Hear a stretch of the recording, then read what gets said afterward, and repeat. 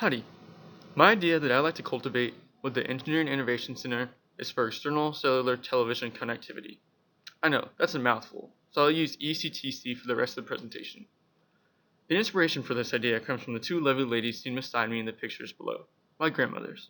They are both wonderful and independent women, but neither of whom has a cell phone or internet connectivity. They got me thinking though, is this the norm? Do most people their age not use this technology that is now seemingly everywhere in our society? Well, as it turns out, it is the norm. According to a study done just last year, only 27% of those who are 65 and older have a cellular device. That's right, just 27%. That in comparison to the 85% of Americans between the ages of 18 and 29 who now carry a cell phone. So what's the big deal? Why would they need cellular connectivity at all? Over the past few years, there's been a digital health revolution in which many applications that are geared towards senior citizens have been created that they could greatly benefit from.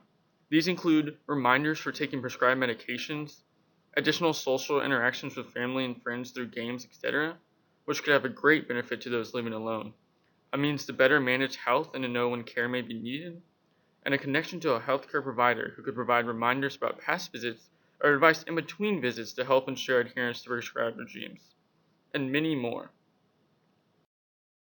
There have been alternatives created through tablets, computers, and cell phone applications.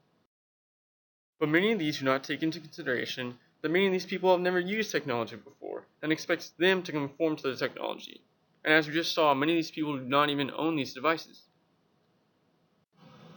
Another alternative is a classic post-it note approach, in which anytime a doctor's appointment or event reminder is needed, another post-it note is put on the cupboard.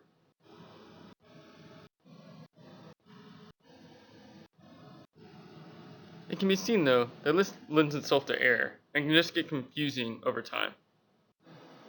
So what do these senior citizens want? Do they want an improvement on the post-it note approach? Or do they want to use this technology? Well, it turns out they do want to use this technology. According to another survey, 67% of seniors want access to healthcare service from home, although 66% of those seniors do not think that current available technology is sufficient for them to do so. My solution, which I'm calling the ECTC, it is a device that can hook directly into a television, something that almost all senior citizens have and watch regularly, so they would not require any conformity and easy integration. The device, which will be connected through wireless connectivity through a cell phone carrier, can allow at the push of a button for information and reminders to be seen by the individual whom it is specified for. Seen on this screen is a visualization made by the University of Washington for a study specifically meant for senior citizens, and a representative type of display that could be used in order to convey information with the ECTC. These visualizations could allow for senior citizens access to the technology that we previously talked about that they're missing out on. It could allow for them to proactively engage with their healthcare provider, to compare progress in wellness areas such as social, cognitive, and physical fitness to others in their geographical area, and with the integration of sensors through Bluetooth connectivity could allow for endless possibilities. And it could also allow for users to set reminders for appointments and prescriptions to be taken. This, of course, could be fit to be customized to the user's needs. So there you have it.